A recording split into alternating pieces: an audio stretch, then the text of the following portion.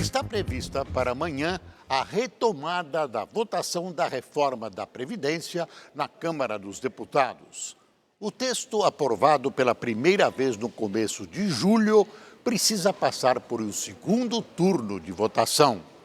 A apreciação da reforma da Previdência em segundo turno marcará a volta dos trabalhos no Congresso e teve até beijo para celebrar o fim do recesso. O presidente do Senado, Davi Alcolumbre, recebeu para um almoço o presidente da Câmara, Rodrigo Maia, e o ministro da Economia, Paulo Guedes. E era mesmo preciso quebrar o gelo, já que a relação entre Maia e Guedes acabou estremecida depois da primeira votação da reforma da Previdência. O governo central e o parlamento brasileiro precisam estar antenados e conectados com a vontade popular e com a vontade da sociedade brasileira.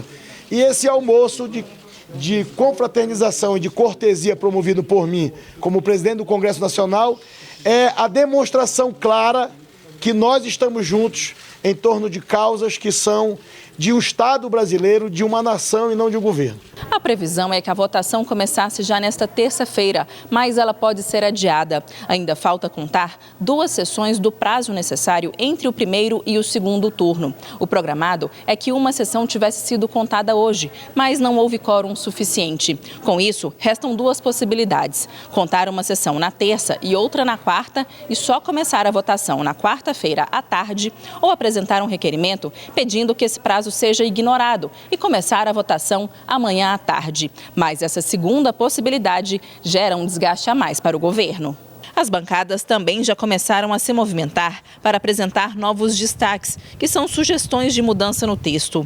Agora, as alterações só podem ser feitas por destaques supressivos, ou seja, pela retirada de artigos da proposta. Um dos temas que deve estar entre os destaques é o valor da pensão por morte, que pode ser menor que um salário mínimo se o beneficiário tiver outra fonte de renda. Esse assunto já foi tema de negociação no primeiro turno. Embora seja um tema sensível, já ficou claro que ninguém vai receber menos do que o salário mínimo, né? Foi feita uma emenda de redação para corrigir a questão de se referir somente o limite à questão do emprego formal, renda formal. Então, com isso, a gente está muito tranquilo. O destaque supressivo ele não é contraditório com o acordo. Na verdade, o acordo foi feito já minimizando a gravidade do problema.